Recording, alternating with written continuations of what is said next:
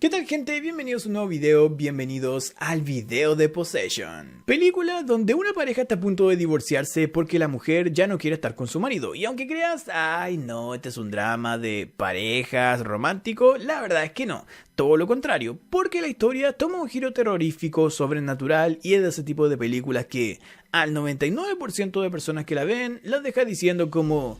¿qué fue lo que vi? Debo decir que traigo esta película hoy al canal básicamente por tres razones. La primera es que Possession es del año 81 y estoy seguro que por lo mismo hay un montón de personas que no tenían siquiera idea de que existía y mucho menos la habían visto. La segunda es que actualmente está muy de moda Obsession y digamos que Possession es como la Obsession de su tiempo. Y la tercera, bueno, es Sam Neill. Recientemente, a lo que estoy grabando este video, el actor falleció y me di cuenta de que no tenía ninguna película de Sam Neill aquí en el canal y él es uno de los protagonistas de Jurassic Park, que esto es como medio personal ya, pero Jurassic Park es una de las películas que marcaron mi infancia y mi amor por el cine. Así que de cierta forma, si no hubiese habido un Jurassic Park, no me hubiese enamorado de tal forma del cine, no hubiese abierto un canal de cine y tal vez tú y yo no estaríamos aquí. Por ende, estuve revisando, como dije, así como el canal y me di cuenta que no tenía nada de Sam Neill y qué mejor película que Possession de todo lo que es su filmografía. Así que en este video, bueno, viene el resumen, pero la parte de la explicación yo diría que en esta ocasión la explicación en medio interpretación.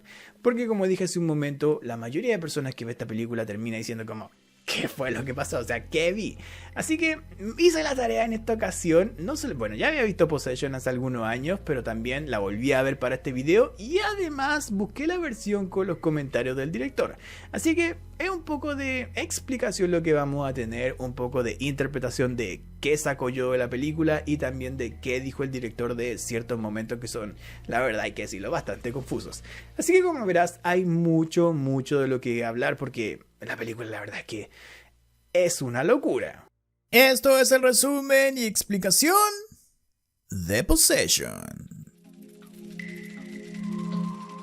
Ya lo dije, esto inicia como un extraño drama de pareja. Mark llega de un viaje de trabajo a su casa con Anna, su mujer, quien ya por teléfono le avisó que quiere separarse de él. Ambos tienen un hijo en común, Bob, y Mark viene llegando porque trabaja como espía, aunque el día después de regresar a casa renuncia a su trabajo diciendo que debe priorizar a su familia, y uno de los hombres frente a quien renuncia le pregunta si el sujeto de interés para ellos aún usa calcetines rosa, detalle importante para más adelante y que debes recordar. Y sí, un poco de contexto es contarte que la película se ambienta en el Berlín de los años 80, ciudad dividida por el muro y con un conflicto bélico muy latente, y por eso que alguien como Mark trabaje de espía.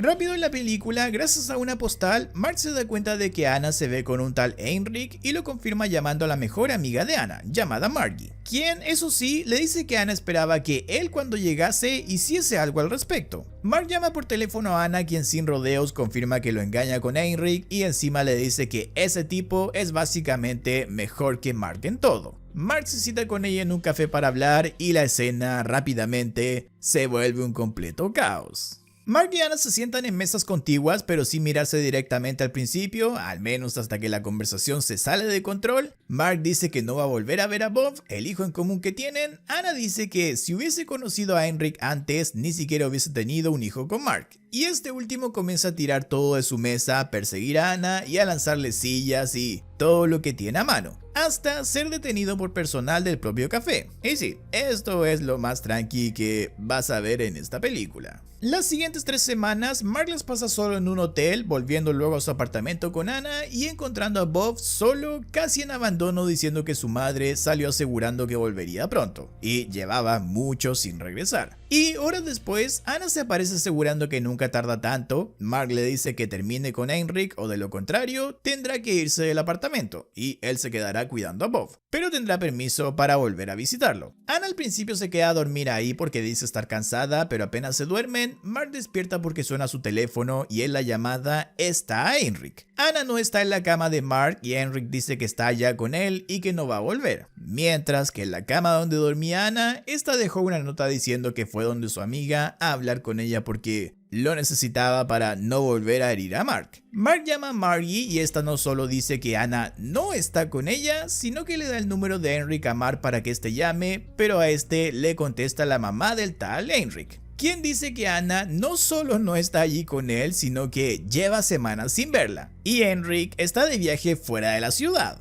Sin señales de Anna, Mark va a dejar a Bob a la escuela y se lleva una enorme sorpresa porque la profesora de Bob, llamada Helen, es idéntica a Anna. Tanto es así que Bob le tira el cabello diciéndole que se quite la peluca porque su pelo es de otro color, pero ella se queja y le muestra que es real, quedando confundida con ese gesto de Mark. Y como Anna no aparece, Mark, después de haber buscado la dirección de Henrik en el directorio, algo que existía en ese entonces, llega a su casa y aquí lo conocemos en una escena muy curiosa. El tipo resulta ser muy extraño, medio onda espiritual, hippie, zen, y aunque deja pasar a Mark para que revise su casa y vea que Anna no está con él, ambos terminan peleando por el enojo de Mark, quien se lleva una paliza. Él vuelve a casa donde Anna está con Bob, a quien manda a jugar, y Mark encara a Anna, quien dice que estuvo con amigos que Mark no conoce. Y aquí la cosa escala de forma realmente inesperada. Mark y Anna se pelean primero a gritos cuando él amenaza con no dejarla volver a ver a Bob, los insultos van y vienen, Anna habla de cómo siente ganas de acostarse con muchos hombres, básicamente todos, y Mark simplemente explota golpeándola en una brutal secuencia de violencia doméstica, que deja a Anna sangrando. Ella sale del apartamento, pero Mark la sigue a la calle. Ella a propósito se pone en el camino de un camión que va pasando que la esquiva, pero por hacerlo tira unos autos chocados que estaba cargando. La verdad es que la película tiene muchos momentos así medio muy raros, porque después de causar ese desastre, Anna se va caminando como si nada y Mark vuelve a su apartamento hasta donde llegó Margie, quien se queda cuidando a Bob porque Mark decide salir para hacer algo importante.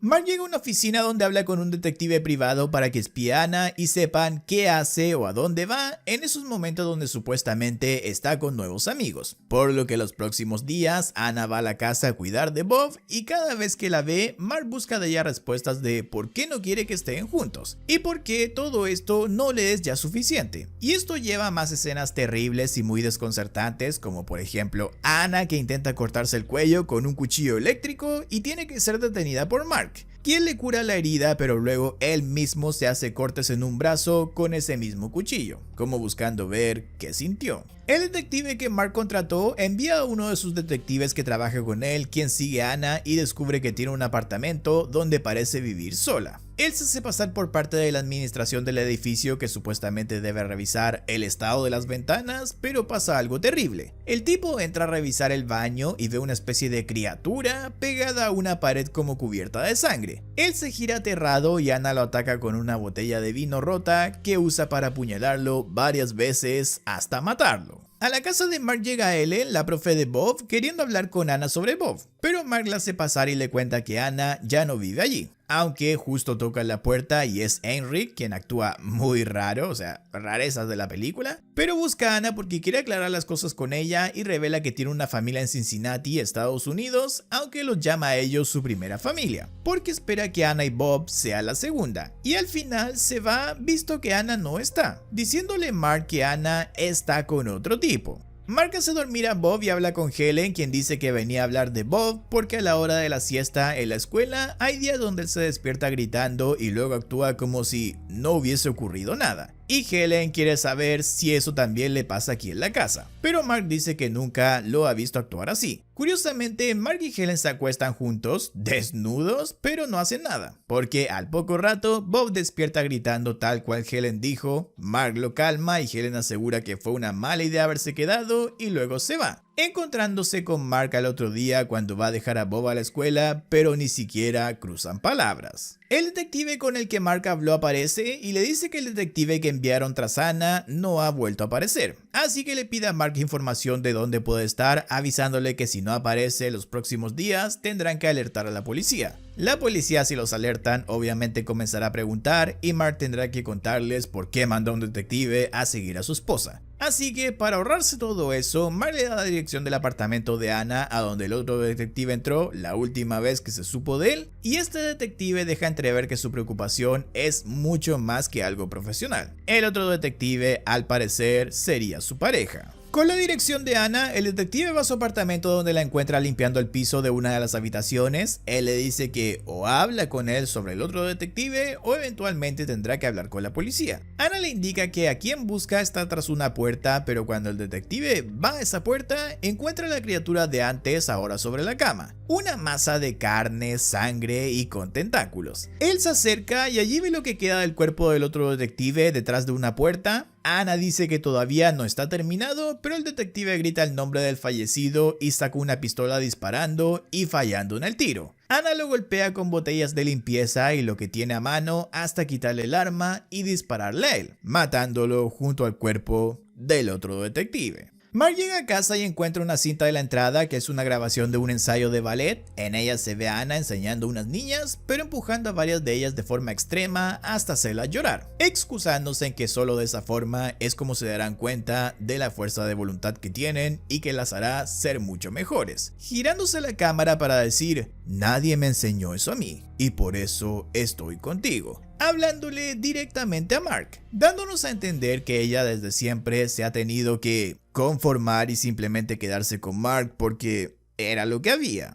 Aquí viene otro diálogo difícil de entender al inicio. Ana aparece hablando de una especie de otro yo, se refiere a ese otro yo como una hermana que conoció por casualidad, habla de esta dualidad refiriéndose a ellas como la hermana Fe y la hermana Zar, da a entender que dependen una de la otra y habla de cómo la vida es interpretar pequeños papeles, aun cuando hay otras alternativas como el cáncer o la locura. Y sí, yo avisé que esta película es una tremenda fumada. Ana comienza a ordenar cosas de la casa erráticamente, mete por ejemplo ropa en la nevera y cosas por el estilo, pero va al sofá con Mark donde sigue hablando de las hermanas, diciendo que se siente como si ambas estuviesen demasiado exhaustas para pelear, como si se estuviesen estrangulando la una a la otra y esperando que una de las dos muera. La película suelta un flashback de Ana yendo a la iglesia a mirar una imagen de Cristo crucificado, tomando después el metro y bajando en una estación donde vieron una de las escenas más icónicas de esta película, y en realidad todo el cine de terror. Ana actúa como poseída, ríe, convulsiona, se sacude y se mueve como bailando hasta que se arrodilla y de su boca sale una sustancia blanca, de su cuello parece escurrir sangre y lo mismo de su entrepierna, en lo que parece un aborto espontáneo. Ahí volvemos al apartamento donde está con Mark y dice que lo que abortó allí fue su fe y lo que le quedó fue solamente el azar. Ana se va poco después de eso y Mark llama a la casa de Heinrich donde habla con su madre y le da la dirección de Ana, que el detective descubrió para que ella se la pase a Heinrich. Mark va a recoger a Bob a la escuela donde Helen le da un papel con su nombre porque hasta ese momento no se lo había dicho, y después vemos a Heinrich llegar en su moto al apartamento de Ana. Él habla con ella sobre estar juntos, pero descubre a la criatura que Ana mantenía en ese apartamento, que ahora se ve mucho más formada y tiene unos ojos claros. Heinrich queda confundido y ve que Ana tiene la cabeza de uno de los detectives en su nevera. Ella toma un cuchillo y pica a Heinrich con él, apuñalándolo luego en el pecho. Heinrich sale confundido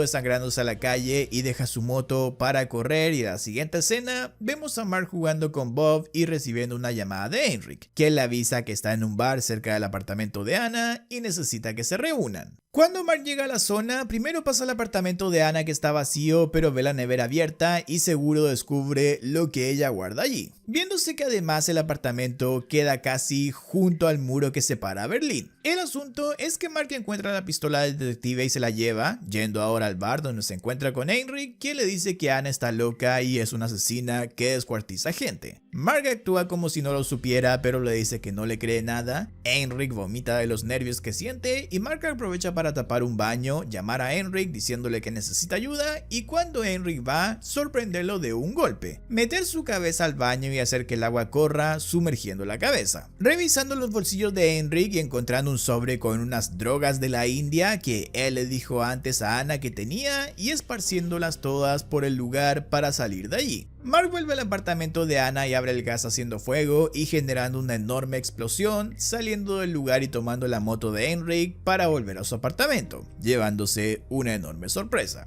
En el ascensor del edificio, Margie, que se había quedado cuidando a Bob, está herida con un corte en el cuello desangrándose. Mark la vuelve a subir al apartamento y la deja en el baño ya fallecida, encontrándose con Ana, quien lo ayuda a limpiarse de la sangre y luego dice que Dios está dentro de ella.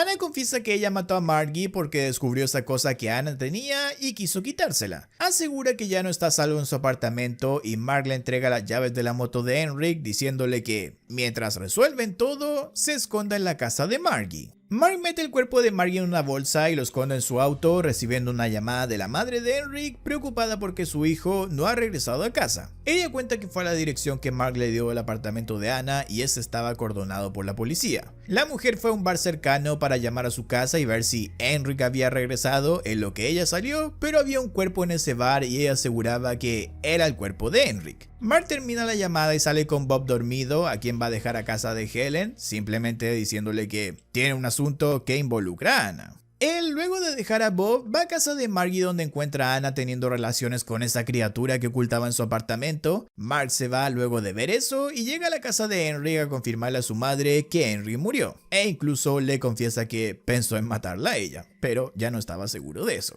La mujer con total tranquilidad se toma unas pastillas y se recuesta diciendo que ya no quiere vivir si Henrik no está vivo. Mark la deja allí y lo vemos tras eso en un puente mirando hacia los guardias que vigilan el muro que divide la ciudad y un perro que flota muerto en el río. Uno de los hombres con los que Mark trabajaba espiando, esos que vimos al inicio, aparece pidiéndole a Mark volver a trabajar con ellos. Habla de que está bien intentar salvar perros, pero mejor sería salvar un mundo en la perdición. Mark cuenta que cuando era niño tenía un perro llamado Louis, quien se metió bajo una escalera para morir y él lo siguió para ver qué lo llevó a arrastrarse hasta ahí. Y como dije, vi esta película en su versión con los comentarios del director y él explica que este momento, sin sentido, es una especie de parodia al estilo de humor de las películas gringas. La verdad es que el asunto es delirante. Mark llega en la moto de Henrik a casa de Margie donde cae la policía. Él saca la pistola y amenaza a un taxista para que acelere y choque la patrulla de policía, lanzándose Mark del taxi en plena carrera y disparándose con varios policías para que Anna aproveche de salir en el auto de Mark y escapar de ahí. El propio Mark escapa también en la moto hasta un edificio donde sube con sus últimas fuerzas por los disparos que recibió, quedando tendido en mitad de las escaleras hasta que Anna aparece, pero viene acompañada de un hombre que es idéntico a Mark. Y sí, esa cosa que había escondido en su apartamento durante largo tiempo, pues bueno, ahora es una especie de Mark malvado.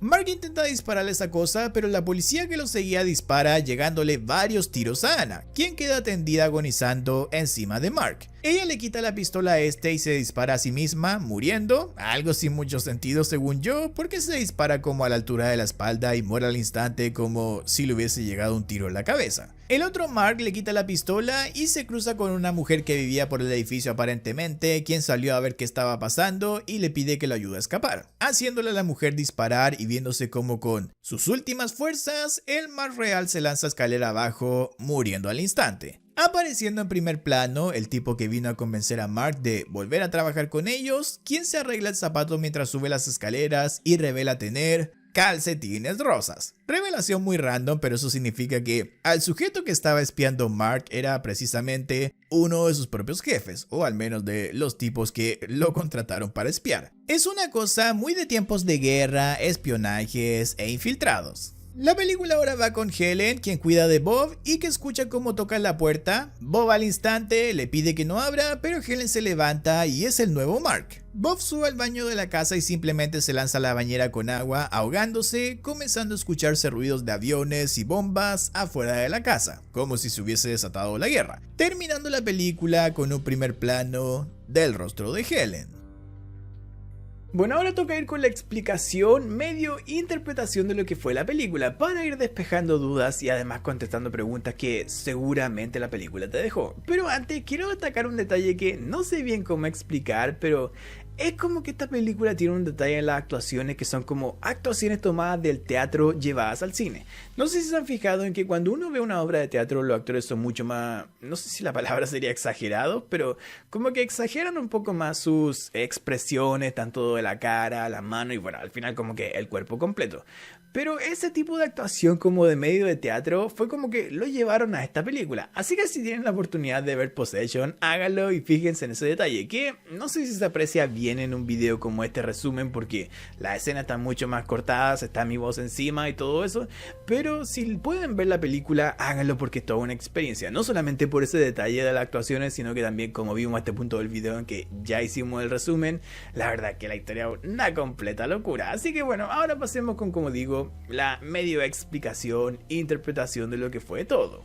Intentando ahora darle sentido a lo que vimos, hay que empezar, creo yo, por establecer y dar algo de contexto. Primero, uno de los temas centrales y obvios de la película es el divorcio, y cuando un matrimonio llega a su fin. Si bien en este caso hablamos de una película de terror y todo se exagera en cierto sentido, leyendo la historia del director me enteré de que él pasó por un divorcio y esta película es en parte una respuesta a eso. De hecho, otro lado de la película es que es muy política. Te recuerdo que la historia ocurre en un Berlín dividido por el muro o, si lo quieres ver así, un Berlín divorciado. Y es más, la película muestra que Anna y Mark acaban teniendo doppelgangers, estas copias de sí mismos, y si lo piensas de cierta forma, Berlín dividido en dos también podría ser visto como dos Berlines copias uno del otro, pero opuestas. Lo de Berlín es bastante político y se entiende, creo yo. Si fuiste a clases de historia lo entenderás. Pero el detalle que quizás no notaste es como el Mark copia y la Helen, que sería la copia de Anna, son casi iguales a ellos físicamente, pero opuestos en cuanto a personalidad. Tanto así que Helen y Mark copia son la encarnación de lo que Mark y Anna querían el uno del otro. Y te lo explico. El problema central con el que parte esta película es el divorcio de esta pareja y a medida que avanzamos vemos por lo que dicen que Anna siente que se conformó con Mark. Mark en una llamada le hace ver a Mark que Anna quiere que él sea más atrevido, decidido, seguro y no tan pasivo. Exactamente como es el Mark copia que aparece cerca del final. Mientras que Mark quiere que Anna sea más tranquila, más cariñosa y así tal cual es Helen. Esto, como ya dije, en un contexto de guerra y división, también se refleja en el capitalismo, comunismo o Berlín oriental y occidental. Otro tema que quiero repasar rápidamente es la muerte de Bo al final ahogándose. Curiosamente, la primera vez que vemos al niño, él está jugando a aguantar la respiración en su bañera mientras imita ruidos de sirenas, bombas y cosas así. Y todo termina para este pobre chico cuando él se ahoga antes de que el Mark malvado entre a la casa de Helen. Y al mismo tiempo en que parece desatarse una guerra afuera, escuchándose ahora aviones, bombas y cosas de ese tipo, pero reales, desatándose lo que podríamos llamar el apocalipsis. Sobre esto, en la versión con comentarios del director de esta película, él explica que nació en Polonia en una época difícil que el mismo director define como un apocalipsis. Vio morir a su hermana de hambre y cuenta que aunque para él todo empezó con ese apocalipsis, espera que las cosas no terminen para sus hijos con un apocalipsis como ese. Así que escuchando eso puede interpretar que la muerte de Bob es una metáfora de lo que sucedería a la siguiente generación a este director, o sea sus hijos, si se desatase una guerra para ellos. Sobre la última imagen de la película, una Helen escuchando como afuera parece desatarse la guerra y viéndose la silueta del Mark malvado sobre su hombro esperando que ella abra la puerta, este también es un simbolismo de la guerra. Helen es una chica cariñosa, dulce que en el final viste de blanco en una casa mayoritariamente de tono blanco y claro que representa al final pureza, inocencia y todo eso. Mientras el Mark malvado viene vestido de negro, es un tipo malo a quien vimos dándole una pistola a una mujer para que dispare, por lo que representa lo opuesto, la maldad, el caos, la guerra que hay afuera, acechando para entrar en el hogar de Helen. Esto es porque en un contexto de guerra muchos inocentes son víctimas de esos conflictos bélicos y viven escondidos, refugiados en sus casas, rodeados de la violencia de una guerra, con el temor latente y constante de que ésta entre en sus hogares y los alcance. Ya lo dije antes, pero luego de ver la película, escuchar los comentarios del director y leer sobre su historia, para mí los dos grandes temas de Possession son la guerra y el divorcio. Quizás hay muchos más simbolismos, pero esos son los principales que me llevo. Y cada lectura o interpretación que hago intento enfocarlas en ese sentido. Ya para ir terminando, quiero hablar y explicar la escena del túnel de la estación de metro que tiene su propio contexto. Anna cuenta antes de eso la historia de dos hermanas, lo que hace referencia a los doppelgangers o copias dobles que literalmente se ven en esta película, y posterior a eso viene la escena del túnel donde Anna sufre de un aborto espontáneo. Y dice, lo que aborté allí fue la hermana Fe y lo que quedó fue la hermana Sara. así que tuve que cuidar de mi fe y protegerla. Y en sus palabras siguientes la escuchamos decir: soy la creadora de mi propio mal. Una frase que ayuda a explicar un poco la escena. Ana estaba desgarrada entre las ideas de la fe y el azar, y el resultado fue ese cáncer existencial que la película transforma en el monstruo, muy real, que Ana termina criando en su apartamento secreto. Un monstruo que se convierte en la versión maligna de Mark, y esa versión maligna de Mark trae consigo un nuevo apocalipsis, así que esencialmente es una tercera guerra mundial, ficticia obviamente, que se presenta en la película. En contraparte a todo eso, podríamos interpretar entonces que Helen representa la versión de Ana que conserva tanto la fe como el azar, mientras que Ana es alguien que ha perdido ambas cosas. Y al perder esos ideales, cae en esa otra posibilidad de la que la propia Ana habló: la locura.